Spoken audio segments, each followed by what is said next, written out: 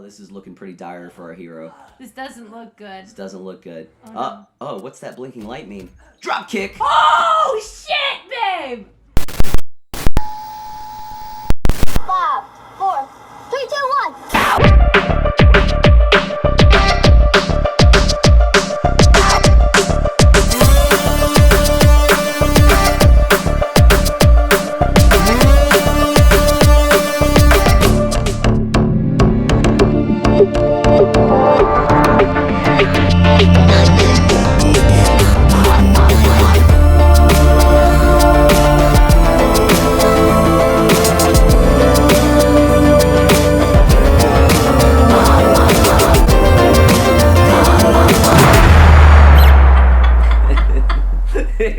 Well, that's over with. Welcome to the Ever Forward Podcast. Your friendly backyard hangout by artists for artists. I'm Tyler Tackerr. I'm Mair Mulroney. Yeah, you are. How you doing, baby? Good. I like your shirt. Thank you. Salvation Armani. Yeah. What is it supposed to be exactly? I don't know. I don't know. I went through a phase. You'll notice if you look in my closet, I went through a phase where I was really into like baseball tees. First of all, we're in a studio. You just pointed to your closet. Yeah, it's our wardrobe closet for all of our costumes in our Obviously. giant studio. What were you talking about? No, of course. No, I was mistaken. I'm sorry. Keep going. Anyway, I went through a quarter, 3/4 sleeve baseball tee era. But you do have the perfect name for a baseball player, Tyler Tackerr. You know what's funny? My mother thought the exact same thing when they were trying to come up with a name for me. Allegedly, they they thought Tyler Tackerr sounded like it would be a pro baseball player. It's great. Boy, were they disappointed? I Not don't- at all. No, My they're not. parents are very proud. Yeah, you're awesome. But yeah, they thought it was going to be a pro baseball player. I did play baseball for a minute. Yeah? Yeah, for like 3 or 4 years, maybe. Like right outside. Were of you T-ball. actually, were you good or? You were good. You were probably good, right? I don't like the way you said any of that. You started off bad, and then nail in the coffin was probably. Listen here, I'll have you know, I wasn't good, actually. I was not good at all. That was during Chubby Tyler era. Aww. And I just wanted to be at home watching Dragon Ball Z. But instead, I had to be out in the Texas heat, swinging a baseball bat. One time, can I tell you a secret? Just between you and me. Mm-hmm. You can't tell anybody. Our word is our bond. Mm-hmm. You've always said that. The story. Right. So, one time, we were in the middle of a game, and I was on second base, and I'm like waiting for my opportunity. I have to pee so bad. Right now? No. in the stay with me in the story. Okay. I'm on second base. Okay. I'm on second base. And I have to pee so bad. It's like right in the middle of the game, right? And one of the top 3 worst I've ever had to pee before, right? Mm-hmm. Makes it worse. I'm wearing like white baseball you're wearing pants. baseball pants. Yeah, tight whites. Yeah. We used to call them.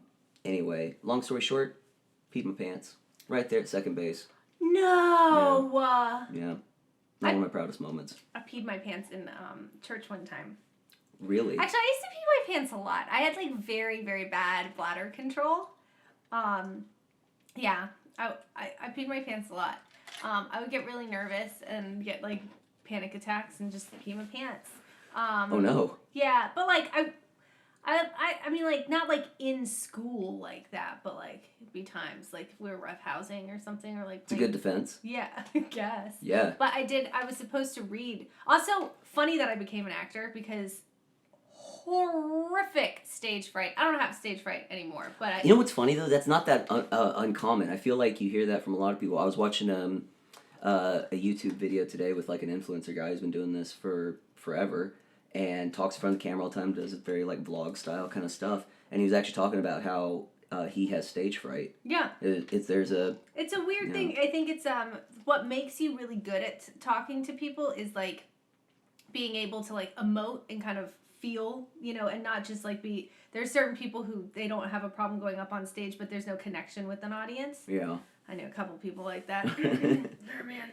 Bless But when you really do connect with people, then you can you feel anxiety. Yeah. So but if you can get over it, it makes you a good performer because you're relatable. It's crazy too because you ended up performing on stage quite a bit. Yeah. So way to face your fears head on, homie. Right, but when I was like reading something at church, like they would pick you to come up and like I don't know say something or like maybe it was my homework, like my Sunday school homework or something like that, and weird the church would give you homework, right? I remember that sometimes too. It wasn't like real homework. You didn't really have to do anything, but they would. Hey, listen.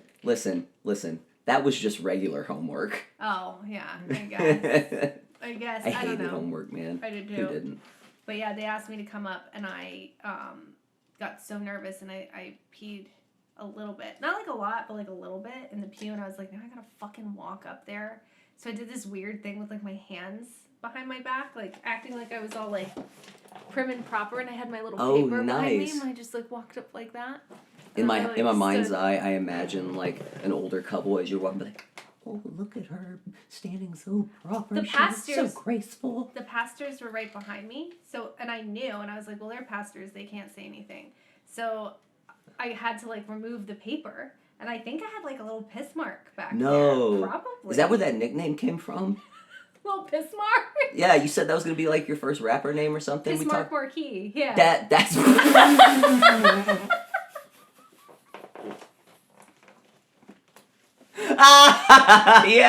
Yeah, that was it. Thank you. Thank you for that. Fucking A, dude. Shit. Anyways, what if you like those priests are walking behind you and you're like standing like that, and what if they just start going like, demon, and they just start screaming and like you know how like I'm imagining they have this the is a Lutheran church. This is not. There's no priests. They didn't do all that. In my mind's eye, they've got like the fucking pole with the lantern of smoke or whatever it is they do, and they're like, Doshi Mehi, holy shit, she's a demon! And you turn around and you're like, what? And then everyone in the church panics and they all start running out and you're like, but what did the little Mair do? You know what I mean? Yeah, I mean, no. That would be the movie version. When we do the movie of your life, that's how that story will play out. Because I think it was an integral part of your development. So it's going to be one of the key points. I'm thinking the end of Act 1. It wasn't that big of a deal. There were way more traumatizing things if we wanted to do that movie. That is not the episode for today. No, it is not. But we do have a great episode for you guys. Yes, what are we talking about today? We have...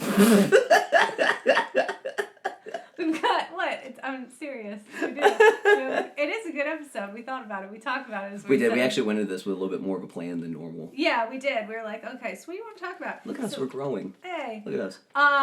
Yeah, so we'll, kind of catch each other up on what we've been up to because there has been a break since we did our last episode. Even though probably in releasing schedule, no, but filming schedule, yes. Yeah. Our filming schedule's all over the place. But in our defense, we have been busy, which is kind of the ideal situation anyway. So it is. We've been traveling a lot. We're going to talk about that. I went to China. We've been to Vegas a bunch of times. Just gloss over. Went to China. Well, we'll get back. I mean, we can delve into it. I know. It was just so funny. It was just the funny way you said it. So we went to Vegas twice in like a week and a half. Yeah, I think you're right. One for a movie premiere, one for one of your gigs out there for a big hotel, and we'll get into that. Yeah. And then we're gonna talk about IsmaHAWK and how you guys how you know those guys. How I know the boys. How you know the boys. How the clan came to be. Yes. I'm not saying that's our name. The good old boys is what was it? The clan. Never meaning no harm. Just good old boys. What were you doing? I don't know. I don't know. But yeah. Anyways. Okay, so tell me, Miss Mulroney. Yeah. International Traveler Mulroney. Yeah. Not to full name you, but I hear recently you went to China. Tell me, what's that about? That was awesome. That was very cool. That was so random. It was like the most random.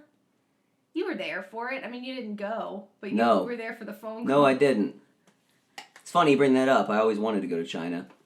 But anyway, back to your victories. I get a call from my TikTok agency, and they're like, "Hey," actually, I didn't get a call. I got a WhatsApp message, and it was like, "Hey, big opportunity. Need to talk now." And I was like, "Okay, whatever." I had a lot going on, and I was so ready to just like take a break because I was gonna be done with filming for a while. This was right after that, like I think we talked about in the last episode, maybe both of them, that like 6-week run you did. It turned into 8. You're right. That's right. You added on another gig. Yeah, that's right. Damn. Yeah, that's right. Yeah, and it was basically like we need some influencers to go to China for these conferences to like be the special guests and speak. And essentially, your TikTok is very, very focused on the TikTok shop. That's really their bread and butter. Yeah. So they have all of these brands that want their stuff listed there, and they want to partner with influencers. And so their whole thing was basically they do these like conferences where it's hosted by TikTok. One of them was hosted by Amazon as well. Nice. And they come in, they talk, how I know this, and I just recognize the slideshows that they do on the big stages and stuff. Yeah. But everything was in Chinese, so like other than that, I didn't understand anything. But you can recognize the logo, right? Well, I obviously know the logo, but I also have seen the spiel before, so I know what it is. Got it. Yeah. But yeah, they kind of break down to sellers like how their platforms work, what works best, blah blah blah blah. It's this whole thing, and then they get to meet the celebrity influencers, which I use that term very lightly, but people with a good fault. That's just how they sell the tickets, is telling people we're celebrities. Oh, that's hey man. But so then they buy tickets, they come, they present their product to you, they connect with you, talk to you, see if like you would be a good brand ambassador for them.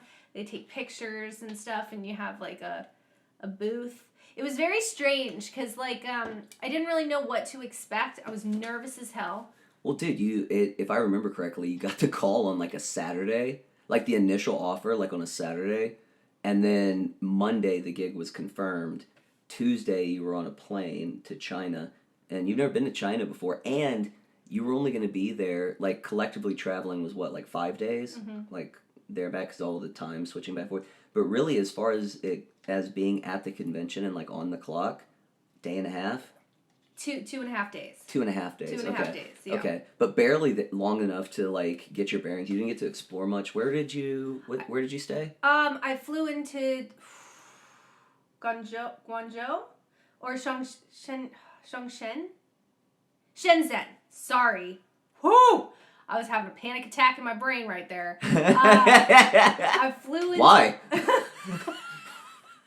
I was like, I flew into Shenzhen, and I was there for the first day, and then went to Guangzhou, which is like an hour and some change north. Shenzhen is right above Hong Kong. So the weather was great. It was beautiful. Yeah. A little bit humid, but for the time of year, it was fantastic. Like, didn't bother me at all. Is it there summer there? Spring? Are they kind of in the same? It felt very similar to what we have. Okay. Except for the last day my last day in Guangzhou, the day I left, it was raining and it was pretty cold, but it was almost like, I don't know, more like living on the East Coast, kind of. It felt like that sort of temperature and that sort of, those types of trees, but like bigger trees and more tropical, and it's stunning. Yeah, there. That's what you were saying. I saw a couple pictures. Oh my gosh. Like, just getting from the airport and driving to the hotel, which was probably like 45 minutes. Nice. It was so beautiful. There was so much landscape, and you're just looking at it and you're like, oh, this is what you see in, movies. I feel like you're in another world. Very much another world. And then... That's so dope, man. You start to see some of the architecture in their buildings, and it's like they have cities built on top of cities. It's... The buildings are massive. Our futuristic movies, I feel like, are very much inspired, visually by the parts of China that at least I was in. I mean, it's a massive country. I didn't know what to expect. I didn't know how crowded it would be. My brother has been to China quite a few times. My dad he came has in too. clutch. Oh, Tommy, your brother. Oh my god, dude, he was such a lifesaver. He is. If the apocalypse happens in whatever form, I'm talking bomb, zombies. We have the gear. We've got the food supply. I know. It's in the living room. Ready to fucking go, dude. That's not all of it. No, I know. I went to the storage. Yeah. Okay. No, I saw. It's look. All joking aside. That's what couldn't fit in the storage unit. Also, it's good to just have some on hand. You know? Sure. What if we can't? What if you feel like cooking one night? No. MREs all day, dude. Have you ever had an MRE? I don't know if those are technically MRE. Yeah, they are. Kind of what you guys got. Oh yeah, I went to military school. We ate weird shit. Yeah. Oh, also, I went to the woods. So. Like once or. No, like the wilderness stuff. Oh, but like camping, we would eat stuff like that too because it's just easy. Did you go camping a lot growing up? I know this is kind of off topic, but. I know you guys went to the cottage a bit, that like family cottage you guys had, but like. Our family would go camping. It was kind of, by the time we could go camping, it was kind of a weird age for. Nobody was really into it. Well, Tommy was really into it, but he was a lot younger, which he's now we're best friends, but at the time that was a big age difference. Of course. 4 years, 5 years. Yeah. And then I was at the age where it was like, I can't leave the house without makeup. So camping. Good thing you got over that. No, I don't wear makeup when I go out. You don't, actually. Yeah. You really don't. And can I tell you something? Just between you and me, you do your makeup very nice. Thank you. And you look gorgeous. You do. You do a very nice job doing makeup. You look very pretty. Very pretty. But I gotta be honest with you. My favorite you, it's the one with no makeup, sweatpants, baggy shirt, sleep in your eyes. Your hair was doing some crazy shit this morning. And that is my favorite, Mair. The most beautiful. Thank you. Hey. And I'm saying crazy shit. Like, your hair... Did you ever watch... You watched Rugrats, right? Yeah. Do you remember the Cynthia doll? Yeah. I know. Okay. Yeah. And what I'm... No, but, hey, focus on what I'm saying. Hey, Buttercup. Remember when I called you that time? Buttercup, listen. Listen to Tie Guy. Yeah. Listen to the Tie Guy. Even when your hair looks like Cynthia from the Rugrats. That is, hey, right here. Hey, Buttercup. Listen, even then, most beautiful woman in the world. How's that for a compliment? Thank you. He loves me. Fucking loved Rugrats growing up. Dude, I loved Rugrats. I need a new Reptar sticker. Mine fell off. Check that out. What?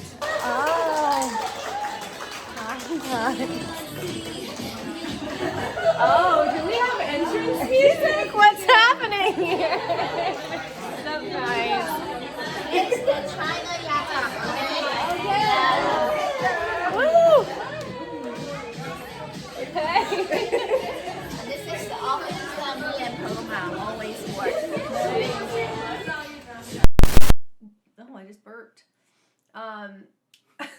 We took time to after that it was like, okay, now we're gonna chill, we're gonna focus on the podcast, do some stuff for ourselves. Because it's one thing when you're working for other productions all the time, which is great, you want the work, but we write our own content and write scripts and stuff as well. So it's it's important for us to focus on that and not get that on the back burner.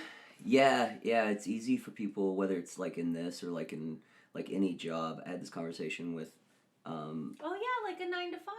Yeah, with my dad the other day. I had this conversation. It was yo, it's wild. We'll make sure we'll show up for someone else. We have a call time, we have a time we're supposed to be at work, whatever your situation is. You'll show up and you'll do your best to not be late, at least not more than 15 minutes late. Yeah. Right? and But that's on time. I know. That's what I'm saying. That's not late. That's on time. I know, sweet girl. I know it is. That's an LA 15. No, but we'll show up on time for someone else, Mm-hmm. And but for whatever reason, we all struggle to show up for ourselves.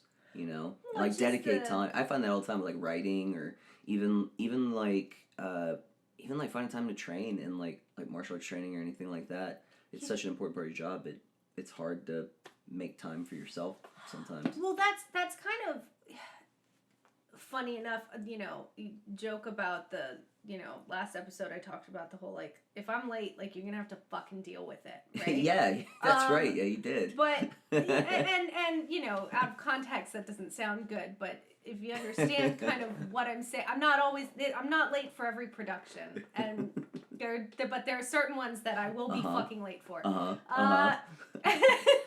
We're all listening. But it's that thing when you give everything, you're giving 12 hours a day, sometimes a lot more, and that's just on set, that's just on the job, that's not getting ready, that's not driving to set, that's not preparing, right. That's not training, that's not working out, that's none of that. That's just that. You are after that, and this is usually like consecutive days or weeks, what do you have for yourself? Yeah. You're exhausted. Yeah. You're exhausted. It's so, you know, are you living the dream? Yeah, but when you have bigger dreams than to help because at the same time, like once you're in this game, you start to realize like, okay, it's, you know, it's I got into this because I don't want to work for the man. I don't want to work for a company. I want to make art and do something really, really creative. And I don't want to work a regular 9 to 5. Yeah. But when you get into when you really know the industry, like, yeah, you're working on a movie for a company that's gonna sell it, you know? Yeah. Like, you're working on a TV show for a company that's gonna stream it, you know? Like, so it's the same thing that you're kind of going through, and it's at the, you know, you are still a cog in the wheel to a certain extent. The job part of it is definitely still a job. Yeah, it's, you know? Yeah. There's like an art part of it, and there's a job part of it. And the job part of it is a real job. The hours can be long. The work can be intense. The tension in the room can be pretty tense. Yeah, but you don't want, and you want to show up. You want to make the money. You know, you want the stability. You want to know that they're going to call you back. You want that. Yeah, so you want to do a good that job job. part of it for sure. But yeah, it is. But even with that, right? Like we'll show up for other people, but we have the hardest time showing up for ourselves. I'm bad about it too. I'm so fucking bad at it. And then you know what else too? There's this like, and I don't know, maybe it's always been this way, but because we live in the time of like social media and stuff, it's all around you. We live in this culture of like, well, get up at 5 a.m. and at 5:07 you're doing like yo. Okay, have you seen this Ashton Hall guy? I have, and I just have to stop you. Hang on, this fucking guy. Look, I wish I looked like that when I took my shirt off, right? And I wish I had, whatever resources that he has to have someone like some headless human bring him, breakfast and all that. It's fucking dope, and he's clearly disciplined and stuff like that. But it's not practical. But that's it's like glorified. It's like fucking A, dude. We're all working, all these crazy hours and shit like that. So I feel like that's kind of like, I mean, it's the weird. It's a very strange. That's your algorithm, right? So everybody's algorithm. Wait, hang on. You don't have giant buff black dudes showing up on your algorithm? Fuck no. Dude, Absolutely he runs not. so fast. He is, like, I swear to God, he's like 250 pounds, like 3% body fat, and he can run so fast. And he uses that really fancy water in a blue bottle that I didn't even know existed until I saw his videos that now everyone has. It's like the big glass liter bottle, big blue. And he tells people to wake up at 7 a.m. Is he the same No, guy? dude, he gets up at like 3:45. No, he can get lost. I know who you're talking about. Is he the whole one where like they started doing like funny like jokes? Yeah. It's kind of going viral right now. No, he can literally suck it. First of all, who's setting up your camera shots? You're paying a team, man. It's lit great. Oh no, it looks fantastic, but it's Yeah. like, okay, no, but you're getting up for a shoot. Okay? That's what you're getting up for. I do that too sometimes, but I'm not doing that on day. When do you go to sleep? 7 o'clock? 6 o'clock? Just miss the sunset? No, absolutely not. Get out of here with that bullshit, okay? If you're happy and that makes you happy, cool. But don't shame us into your very bizarre lifestyle. Nobody fucking Arnold cares. Schwarzenegger. And also, your muscles are gross. I'm sorry, nobody wants those types of muscles. I don't care about them. I don't care. Who are you impressing? Guys like you. Guys who are like, oh man, I wish I looked like that. Same with girls. When girls dress a certain way. You wish you looked like Ashton Hall? No, absolutely not. I do. I wish I looked not you. That's the point. That's 100% the point I'm trying to make. Like when I look at. Oh no, I'm not gonna fight it. I wish I fucking looked like that. No, why? God, dude, he looks like Broly, man. He's got shoulders the size of my fucking head. You know.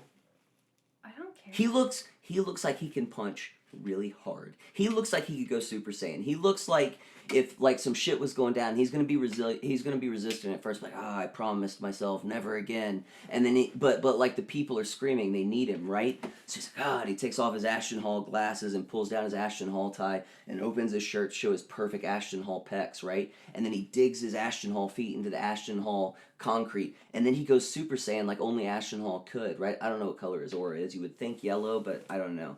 Sometimes they throw in some other colors. He feels like if he went and tried to do that, I'm telling you, the concrete beneath his feet would crack. The heavens would tremble. But he has to be in bed before 6 p.m. True. I just can't with So that. you call him if it's like a lunchtime global catastrophe. Because he'll be your guy. But yeah, can't. right now after 6, he's got a snoozeville. No. There's this whole culture of this whole, like, whatever your, like, niche is like, I'm the expert, and you gotta do this, and if you don't do this, then you're bad, and you should be ashamed of yourself, and you should want this, and you should want, fuck you, shut the fuck up. Are you happy? Are you happy? Cool. Are you happy because you're convincing people to feel bad about themselves so they buy your courses and your products and watch your videos so that they can feel bad about themselves and be like, all right, I'm gonna do this? Or do you actually want to help people? Fuck off. Telling people to wake up at 3 a.m. Suck a fucking dick. Absolutely not. At 3 a.m. That's actually kind of the best time. Wake up. If everybody wakes up at 3, all right, our bodies normally do it. Turn over. Just do a little dick sucking. You'll be fine. Like someone just presents. Kind of like how like he has those girls just show up and put like the plate in front of him. He just like rolls over and it's just like belly button to kneecap and just a fucking hog enters the frame. And he like has a nasal strip on and he like gargles and then he, like, spits in the fucking bucket and pours the water and, like, does his face because the proteins in it actually are good for skin. Yeah, no, I've heard that. Yeah, because he looks fantastic. I can't say it enough, but I think I probably have. So also, outside of China, we've done some other traveling. We've done quite a bit of traveling, honey. And you've done some really cool shoots, too. Oh, stop it. That's not true. I did. I was working on a show, and I still can't say which show, but it's pretty dope. I got to work on it for, like... It was supposed to be one day, turned into like 8 or 9, which was so sick. And you did. I did a lot of cool stuff on it. And then I got pulled onto like a 1-day gig on another really cool. I feel so cryptic every time we talk about this because I can't say shit. Because your jobs are so cool. I can like talk shit about my productions because it's like they're content farms. Hey, don't say that. Every story is a true story to somebody, okay? No. I don't think that's where that's used either. No. But yours are like dope. Your shoots are so freaking they're cool. I got to do a couple of those, and then the dope thing was IsmaHAWK, our buddies out in Vegas. I'm positive. You know who IsmaHAWK is. If you don't, do a quick Goog, because if you're into comic book superhero culture, filmmaking in general, they're the ones to be watching, the next gen, and they're some of our best friends, and we've done some of our favorite work with them. But yeah, my the kind of like head guy at IsmaHAWK, it's owned by Danny Shepard and Jeremy Lee, two buddies that met years and years ago, built this company, ended up being two of my very, very good friends. They hit me up and they're like, yo, we're doing this commercial for this nicer casino in Vegas. Are we allowed to say what it is? I don't think so. Oh, okay, God, babe. I could be making it all up.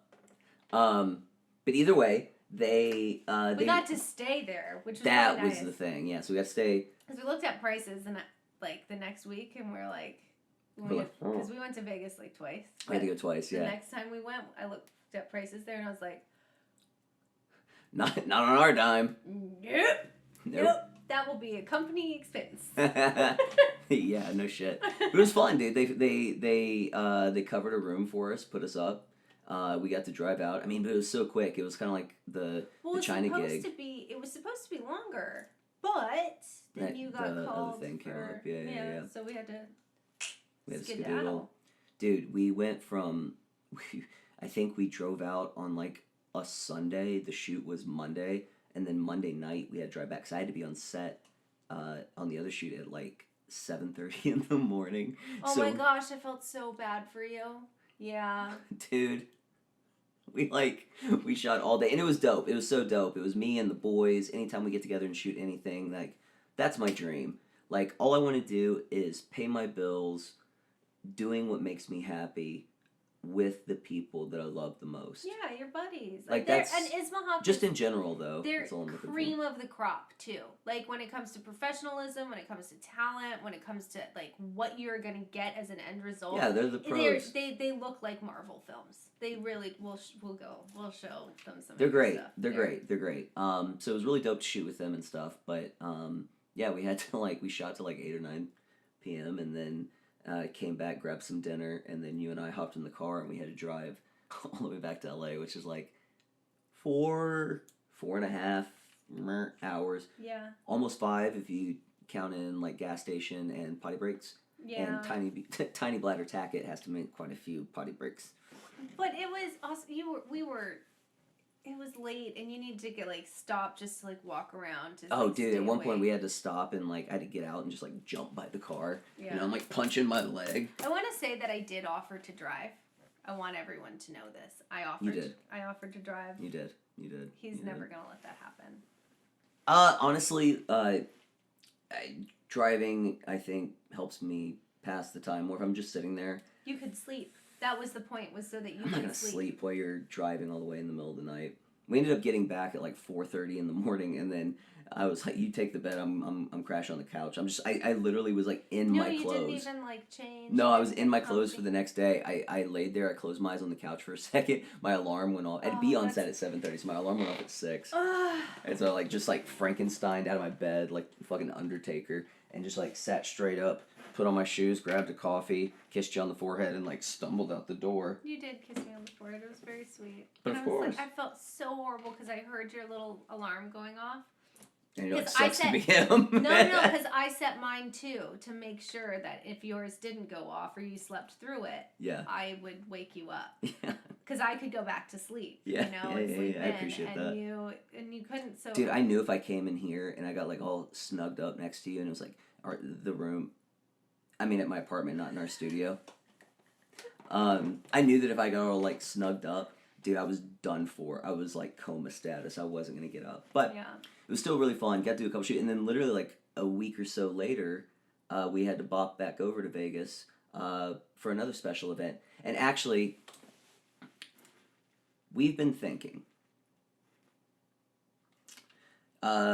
being that we are filmmakers and such, after all, maybe adding in a segment that's the movie of the week or movies of the week or series of the week, whatever, maybe what we're watching, Yeah. right? And try to squeeze something like that in there, right? Yeah. So I thought how apropos that, speaking of IsmaHAWK, the first one we do is perhaps IsmaHAWK and Black Raven Films' debut feature, and now Vegas Darling, Action as our Yeah. kind of movie of the week thing. Absolutely. Do we want to show the people a trailer? Yeah, let's try it. So, our boys, IsmaHAWK, the team we were talking about, some of our best friends and some of the most talented people we know, along with another group of filmmakers, all put together this this action comedy film, shot completely in Vegas with local teams, total indie status, but with Hollywood quality. Fantastic work. I still want to know what the budget, the overall I know. budget. I They're want to being- know. they're being quiet They're about being it. real quiet about that. I They're can guarantee it wasn't no Avengers budget. No, absolutely. It not. was definitely an indie film, but goddamn, it doesn't look like it. So let's show the trailer. Let's show the trailer.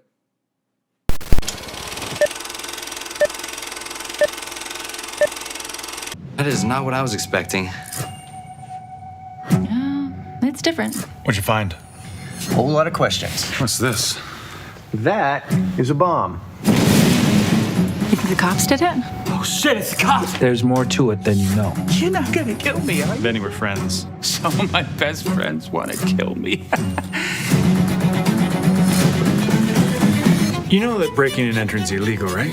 North on Ogden. He said North on Ogden. What do you expect me to do here? My painting. Where is it?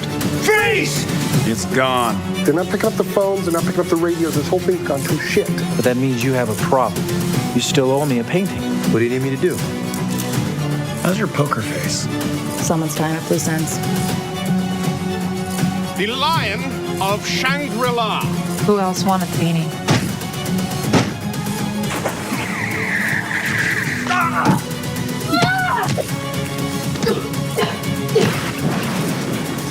Just con my way into a gala of one of the most ruthless mob bosses in the world. What could possibly go wrong?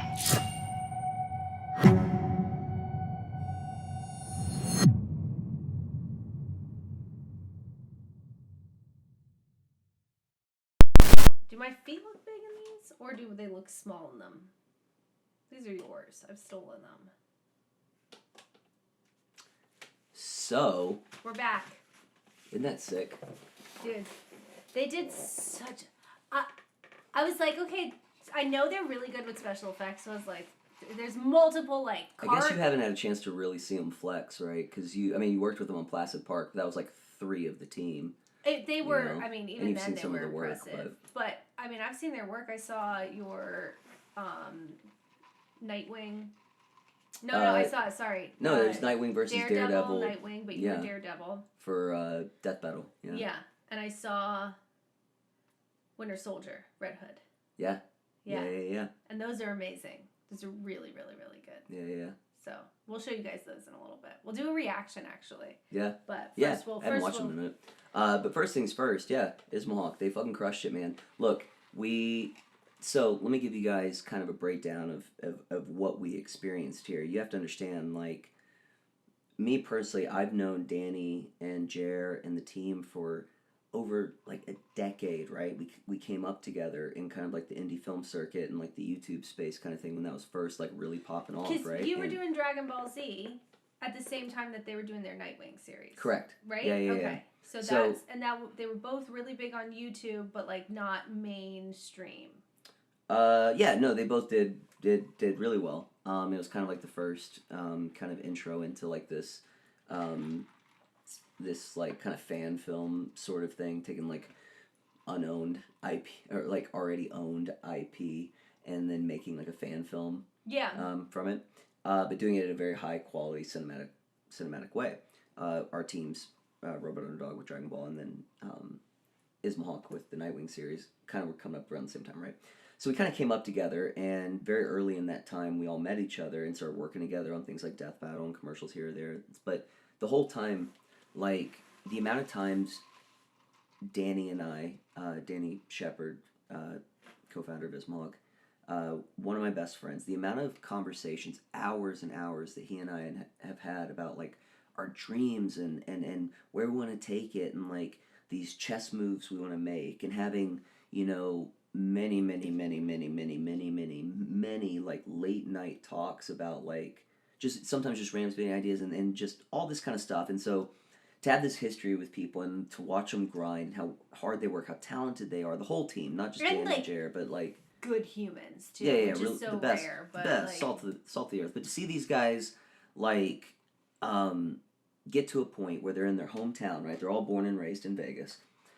They are premiering Action, this film, at the Circa, which has this, if you've never seen it, you should look it up. Maybe I'll put a picture. It has something called Night Swim, which is like that massive... Yeah, so they have a pool on the roof of this hotel with a giant movie theater screen and sound systems and all this. It's like a 2-story kind of setup. They have VIP booths and couches and all this, so you can chill in a pool while you watch these movies, right?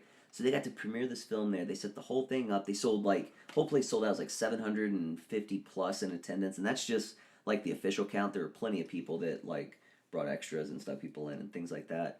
Everybody's like dressed up and red carpet. And this is something super crazy. Danny and Adam Kilborn, the director of the film, and star. The two of them didn't know they were going to do this, but when they announced the movie. Remember, they announced April 25th, Action Day in the city of Las Vegas. While they were standing up there That's wild. Yeah. Isn't that crazy? That's crazy. Oh, dude, I gotta tell you, man, like, that's the sort of thing that, like, it keeps you going, man. Like, we rolled into Vegas, like, was it earlier that day? Yeah. Yeah, it was earlier that day. And we hung out, we got all dressed up and stuff, and then got to go just ride this high with our friends, and then, like, afterwards, the best part, everybody's, like, hugging and taking photos, and lots of attaboys, and we get to go to, like, the VIP lounge and drink and hang out and celebrate this victory, and it makes you think about, you know, I feel like we spend a lot of time bitching about how hard it is, which sometimes it is hard and it's important to talk about it, but at the same time, sometimes it's really fucking dope, man. You get around some good people, some talented people, and you get to see them get there. I don't know. I didn't have anything to bitch about working on Placid Park. No, not, you know what I mean? Like, not them. I'm saying, like, it just depends general on career what stuff. Production, and it depends on what you're working on and stuff like that. But when you're with good people, any of the lows are still highs. Like, oh yeah. No, that's honestly that's kind of like my favorite part of filmmaking at this point is the indie circuit, and like, I mean, to have studio funds like backing your stuff would be great, but at the sacrifice of like having creative control over the stuff you want to make and doing it with like, or having control over like who you make it with, and stuff like it's invaluable. So long story short, point of it is, it was so cool to celebrate these guys. The movie is great. It is a fantastic showcase of everyone's abilities. Jeremy shot the shit out of this. Him and his whole team, they shot the shit out of it.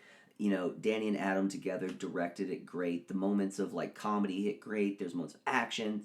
I mean, they're doing stuff in this movie like they're flipping cars, like practical, blowing up vehicles. I asked Danny, I was like, was that special effects? He's like, no, we blew up cars, bro. We blew them up, and they cop went cars so hard too. Like, that's kind of the thing. Is like, one, I did want to say, like, I get really disgusted by kind of like the red carpet scene of like everybody kissing their ass, like each other's asses at these like big, you know, Hollywood events and stuff. Especially because, you know, it's really like campaigning for who's gonna win what award and blah blah, and it just feels very Depends fake. though, because sometimes it's just celebrating, you know. Well, that's the thing, and sometimes it is celebrating. And it's like when you're on the outside of it, it's kind of, it feels very pompous, you know, sometimes. But then when you're doing it, but with your group of friends, you're like, dude, we're fucking doing, like, this is great. Like, I feel your like victory is my victory. Like, that's awesome. I hear what you're saying. If I'm being honest with myself, a lot of times it's like, yeah, fuck them, and in my head I'm like, oh, I don't get off on that as much as I used to. It's see-through now. Like, you know, people are waiting in line for the carpet. You know that it's like, God, everybody paid so much money for these gowns and these things, and it's like the way that people like talk to each other. And in that community, it's so big and it's so many stars and so many egos that, like, yeah, you've got your real ones there. But you should say though, like, this is talking about like, this is Oscars and shit like that. Oscars, Met Gala type of MTV, stuff. Yeah, like shit like that. Things like this where it's like that's the part where it's cool, is everybody getting dressed up and celebrating this video. Because look, you go to war when you make a movie, emotionally, physically, you know, mentally. Like, making movies is really, really hard. I have so much respect for, you know, I'll talk shit about a movie I don't like as much as the next guy, but at the same time, at my core, I really truly respect anybody that can get from opening credits to ending credits. You know, I'll respect you more if you had something to say. It's fantastic. But either way, like, it's so fucking hard, right? And to do it at a high caliber, like what our boys did, was just such a fucking win, man. That's the so thing, cool. I mean, that was a really crazy thing. Was like, okay, so April 25th is now Action Day in Vegas. What? Yeah. So in their hometown heroes. But there have been plenty of movies made in Vegas. Yeah. Right? Plenty of movies made about Vegas. But this one is made in Vegas, about Vegas, by Vegas filmmakers with Vegas actors, and I don't know that a film like that has ever like and on this level of independent filmmaking for the home team that looks like a big blockbuster action film. It's super fun, man. Yeah. I was so proud of everybody in it. Like, there's watch the movie. I want people to watch the movie. I think they're I believe they are screening May 2nd, 3rd, and 4th. I'll double check those dates at the Palms in Vegas, and then after that we'll see where it goes. Yeah. But I'm sure it'll be streaming somewhere because it is fantastic. It's funny, dude. I really laughed. Funny. There's some things in this movie that I doubled over, and that's not because I'm like biased and like a lot of them are like my homies. Yeah, I didn't know some of them. You didn't know most of them. Yeah. You knew 3 of them. Oh yeah, you're right. You know. Yeah. But the whole cast is great. It's so funny. It's so fun. The action looks incredible. There's martial arts and gunfights and espionage and like all kinds of fun stuff. It's just really, really. I was just so proud, man. I felt like I came back. I felt like I came back just reinvigorated. You know, seeing your people win in such a great way is just fucking. I'm jonesing. Hopefully they get some solid distribution, man. I'd love from a ton of people to see it. I don't see how they wouldn't. I mean, no, it's great. Yeah, I don't see how they wouldn't. I've had films distributed for.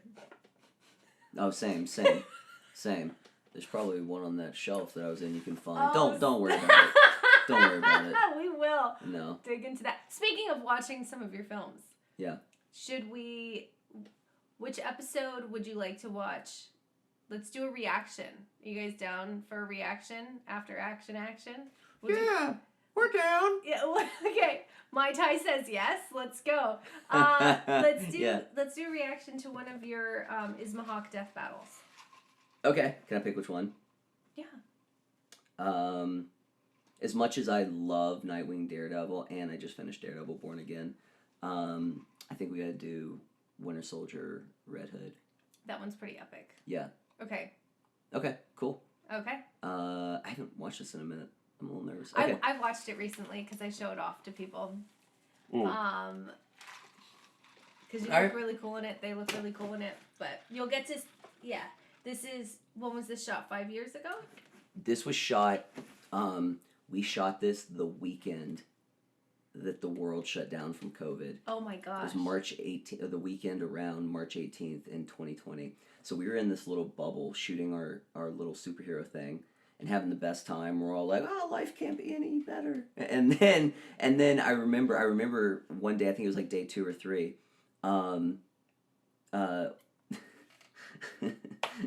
Mel, one of the producers, comes back and she's like, yeah, we couldn't find water. Because all people were buying up water bottles. Oh. And we're like, pardon? We're in the middle of a desert. That's literally the last thing you want to hear in the middle of the desert. Yeah. You know, when you're fighting Red Hood. Anyway, it was wild. So it was like 4 or 5 years ago. But anyway, yeah, let's watch it. Okay, cool. Oh shit, no, because that turns around. Tyler Tackerr, very famous. Who? Tyler Tackerr, very famous. Infamous. I'd like to welcome you all to the Winter Soldier Red Hood Death Battle. I will be your Winter Soldier this evening. My hobbies include rifle cleaning, hanging out with my good pal Steve, and hunting down known vigilante Red Hood.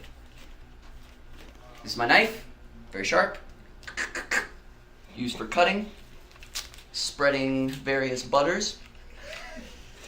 Okay, so admittedly, I haven't watched this in like a minute, so I'm gonna do my best not to. Yo, Barbie. You're gonna be so proud, though. What do you want, Bruce? Jared shot the shit out of this. The way the light reflects off the armor. When you first posted, I don't know if it was you probably posted Daredevil first. Yeah, we shot Daredevil first. I legitimately thought that you had been cast in a Marvel film. Not yet. Because you were showing me some of the action sequences, but like these guys, they're so good. They're so good. So Death Battle. Oh wait, we're about to see one of the most beautiful faces known to man. Our boy. Oh, Tim Neff. Wait. I was too early. Premature. Oh, he's gonna have to. Big belly burger. Tim Neff. The man, the myth, the legend. Another one of my best friends. Amazing actor, stunt performer. So Death Battle, if anyone doesn't know, is this really sick series where they take 2 characters of pop culture, they compare their weapons, armor and skills, and then they see who would win in a fight. They've only done 2 live actions so far. This was our second one. We did the first Nightwing and Daredevil. This is the second one. So we're seeing Red Hood from Batman and Bucky Barnes, Winter Soldier, from Marvel. Whoop! I wanted that door to... I kicked that door so hard. I was trying so hard to break that door into pieces. I mean, that's as hard as I kicked, as much as you saw. It looked fucking awesome. I wanted to explode. Look at you with your long hair. I know, isn't that crazy? It's like down to my shoulders. Hey, the way you raise that weapon. You like that? Yeah, I do. Tim and I actually, we've been friends for a year and worked together a lot. Tim's also a really, really talented stunt coordinator and fight choreographer more than anything. Designs fights like no one else. So he and I worked together on designing a lot of this, just me and him at the gym, kind of figuring it out. Because we wanted, stay true to the characters and stuff, but also add your own look and add your own little razzle-dazzle to it. Can I ask you a question that you might be... Oh, there you go. There's the face. Gotta show the face.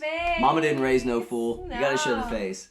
I love that shot right there. Oh, it's so good. All of it is incredible. Huh. So weird. It's like he just disappeared. Oh, well. Wait, what the? Oh, no! Oh, no! Better not flip over me. Oh, my God. Just for the record... Was there trampoline? There was a little trampoline, but he did that practically. And also, just for the record, Tim is wearing a 3D printed mask, so essentially plastic, with real lights that are blasting into his eyes. So he and I are doing this... He's doing it blind. As hard as it was for me, he's doing this with lights glaring into his eyes, including that flip. But you had dislocated your shoulder. Not yet, I'll tell you. I didn't dislocate. I tore my rotator cuff, and you're about to see where. Right here. In the dumbest part. Oh! I pulled... So the sleeve didn't break when we were doing it the first time, and I pulled my own shoulder and tore my rotator cuff. Did you feel it in the moment? Hell yeah, it dropped me. I wish we could get the B-roll or the bloopers. Oh shit. What you know about a kitchen knife fight? So was that the take? Holy shit. One of those takes. Yeah. You like that? This is some pretty good choreo, right? And you had to keep fighting after that. Like that was one of the first things, that knife flip though. And we're wearing gloves, and the knives were like super light, so flipping them was such a pain in the ass because you want them to have a little bit of weight. Boom. Hey. You guys are so good. Oh. Oh. You want to know something crazy? That Winter Soldier arm, Jeremy built that. It is completely CGI. I mean, I really have an arm. I really have a left arm. Wait, so you're not wearing any of that? I have a fake, like, dummy sleeve on, like a silver sleeve that he used for reference, but what? He built all that. That's completely CGI. Oh, that's wild. Yeah, dude. They're so good. Isn't that great? Oh, no. Not my arm. Oh, no. I'm useless without my arm. So you mean it didn't really electrocute you? You're just acting? Yeah. You're such a good actor. Thank you. Thank you. I had to pretend like I was being electrocuted, in fact. Was that the kick? With what? Which one? The spinning back kick? Spinning. No, that's a spinning, like a jumping spinning hook kick. I want to learn how to do that. I got you. Okay. I want to do that. Boom. So a little bit of Batman backstory. If you don't know. I wanted to ask how Batman relates to Red Hood. Red Hood was Jason Todd originally, who was one of the Robins after Dick Grayson. And he was killed by the Joker with a crowbar. The Joker beat him to death with a crowbar. So all this voiceover you're hearing of the Joker right now in his head is like PTSD because the Joker killed him with a crowbar. Oh. He comes back to life afterwards and becomes this vigilante known as Red Hood. He has all the Batman skills, but he also carries guns and isn't afraid to kill people, so he's like an anti-hero. So the Joker kills Robin? Yeah. I didn't know that. Yeah. For the record, I don't know how many of you caught that, but that little arm swing there with a torn rotator cuff, I was so adamant to get because Sebastian Stan did that to reset his arm in the movies. Oh, Bane Venom. Haven't you almost played Sebastian Stan characters like multiple times? No, I did. I did audition for the Pam and Tommy show, but I didn't get it. Not to be Tommy Lee though. Hey. Oh hey. no. Mm-mm. Oh, you could have been great, and they wouldn't have needed to CGI your wiener. And they wouldn't have had to pay me as much. Hey. I'm really glad that you didn't, because you would have fallen in love with Lily Collins, and that would have been so Don't sad you tell me for who me. I fall in love with. I'm fighting Red Hood right now. I don't have time for this. Oh no. You guys are so bad. Ah! Don't you throw my baby! Bad Tim! Bad Tim! Oh no. Oh, this is looking pretty dire for our hero. This doesn't look good. This doesn't look good. Oh, no. What's that blinking light mean? Drop kick! Oh, shit, babe! You're a gangster! And I slap his forehead. Don't worry, that's some more acting. Tim's actually okay. This is Agent Barnes. Target eliminated. Moving on. What? Nice, right? Look at this little shot. Look, you can see the Batman blades on his gauntlet, just right there. Oh, so sick. So good! IsmaHAWK, man. Ah! IsmaHAWK. And the Death Battle, guys. Honestly, this is a great show. If you haven't checked out the Death Battle series, I can't recommend it enough. Like, if you're a nerd at all, or you just like really good content, interesting content, top tier. Seriously. Hopefully we get to work with them again in the future. But yeah, that was Red Hood versus Winter Soldier. Not bad, right? Why are you getting sponsored abs for hot chicks? That sucks. I'm embarrassed. Oh no! Yeah, BTS. That was so good! Pretty cool, right? Cheers. Hey, thank you. Can I ask you on the kick? Which one? When you jump up like a lunatic, first of all, were you bouncing off of a tramp? I don't think you were, because I've seen you jump. And when he kicks me in the head? No, that was insane too. But like when you do the fucking... Oh, the drop kick? The drop kick, yeah. No, I just jumped and drop kicked him. You are we did really it quite a good. few times. God, how do your legs not give out? That's insane. I mean, you're going on pure adrenaline too. You have to understand, everybody's looking at you. It's all your friends, so you're not quite as intimidated. Everybody's cheering you on. You're dressed like a superhero, you know, and like your boy's right there with you. You created all this stuff. Like, my adrenaline was so high. Like, we were sleeping maybe 4 hours a night, and then we had to get up. We shot this whole thing. This whole thing we shot in 4 days.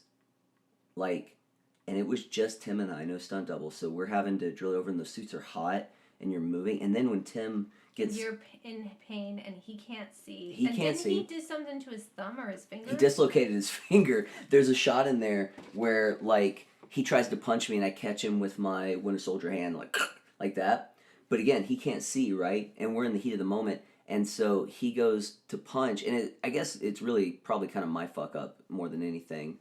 But he went to punch, or he caught my punch. Either way, at some point, he was doing something, and I punched his finger like that, and it dislocated his finger. And Tim, the badass he is, just like, all right, let's keep going. Savage, right? You would have done the same. I mean, what else do you do? But that is crazy. It's wild, but again, your adrenaline's so high because you're around all your friends and you're doing this thing, and it's like, for me, that is the peak. I moved out here with these preconceived ideas of like what I thought success in this industry would look like. Like, I thought for sure it was going to be, you know, the big lights and the fancy parties, and sure, every now and then you play your cards, right? You get to have those experiences, and it can be fun a couple times. But really, the thing, I always equate it to like a rocket ship, like that takes off, right? If your only source of fuel is seeking some kind of fame or something like that, eventually, I mean, it's gonna trust me, it's gonna kickstart you. You're gonna be real stoked about that if you get a little taste of it, or like you start doing anything like that. But that fuel runs out.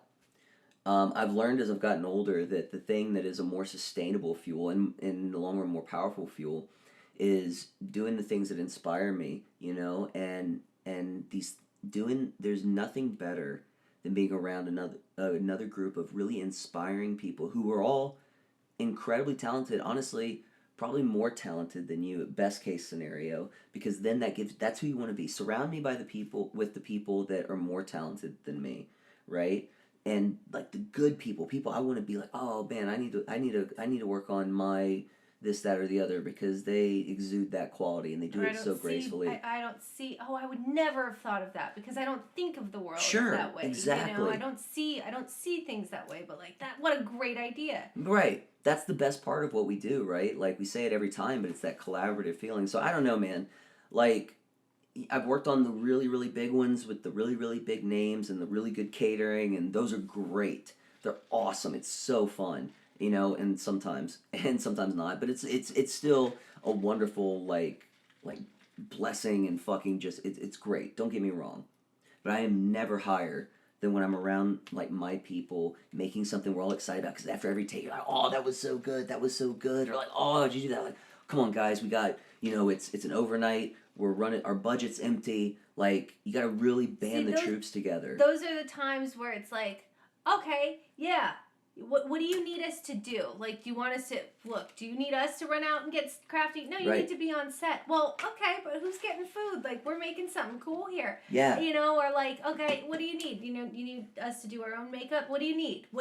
Put me in the trenches with, 20 good men, women. Put me in the trenches with, 20 good people over, 100 people that could give a fuck, Yeah. And it's not to say that people in these bigger things don't give a fuck. Everyone there gives a fuck because it took a lot of effort to get to that position, to get on that call sheet.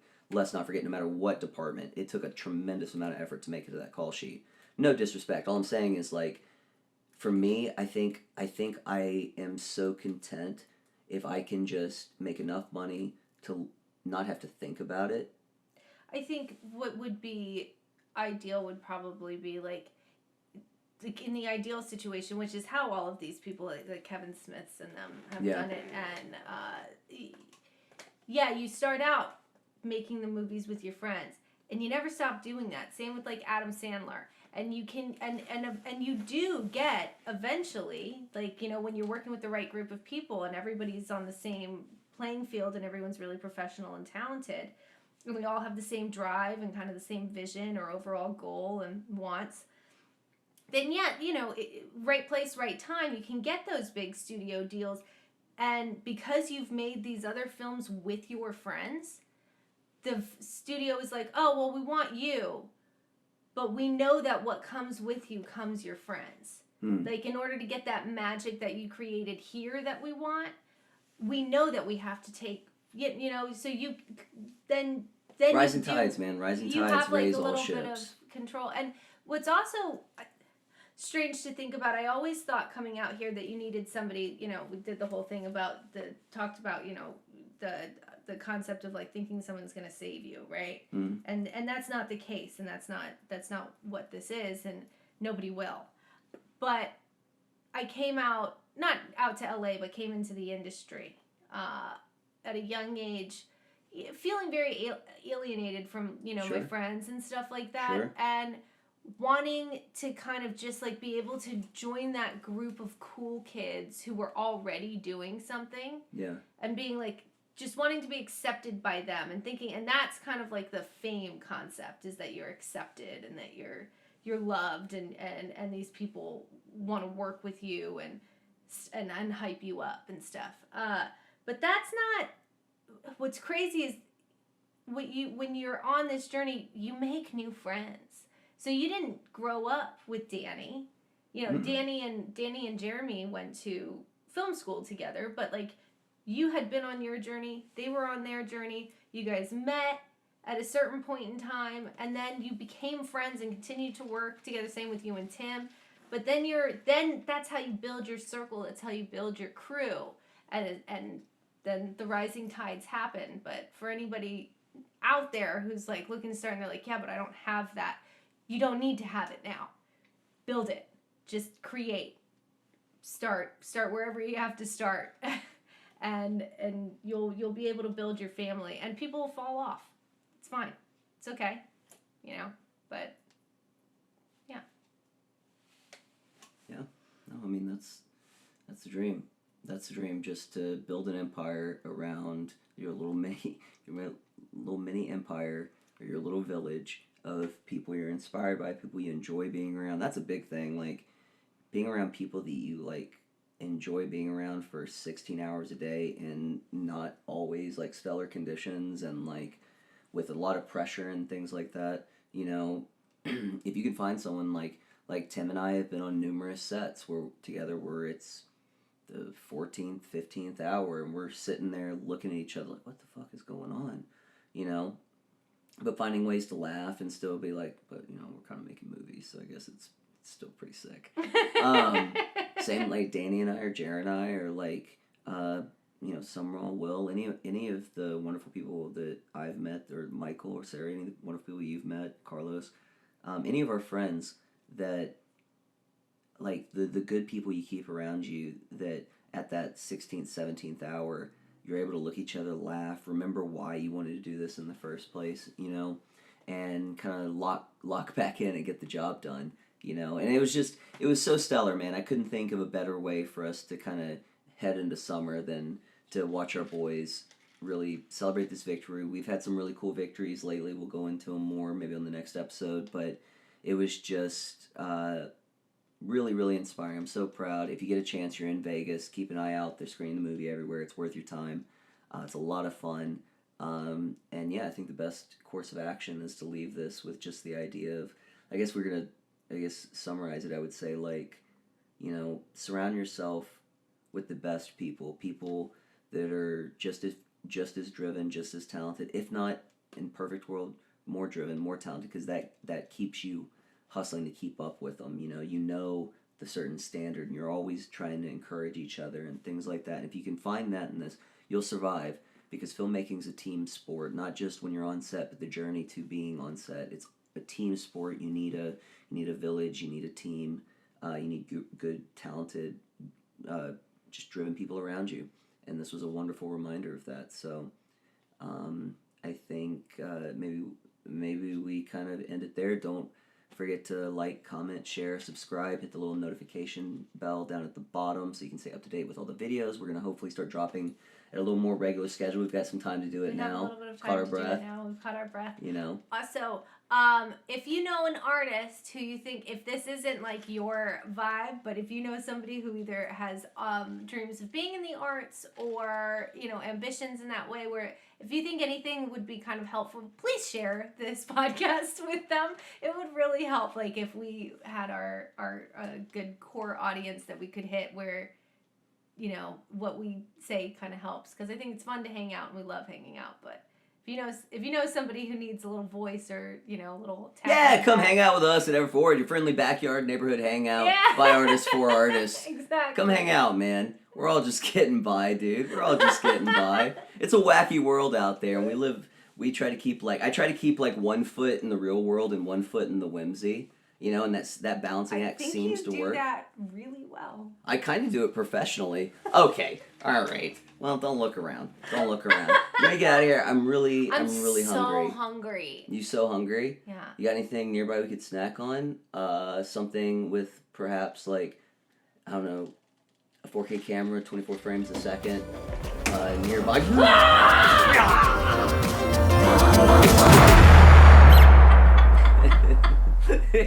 Well,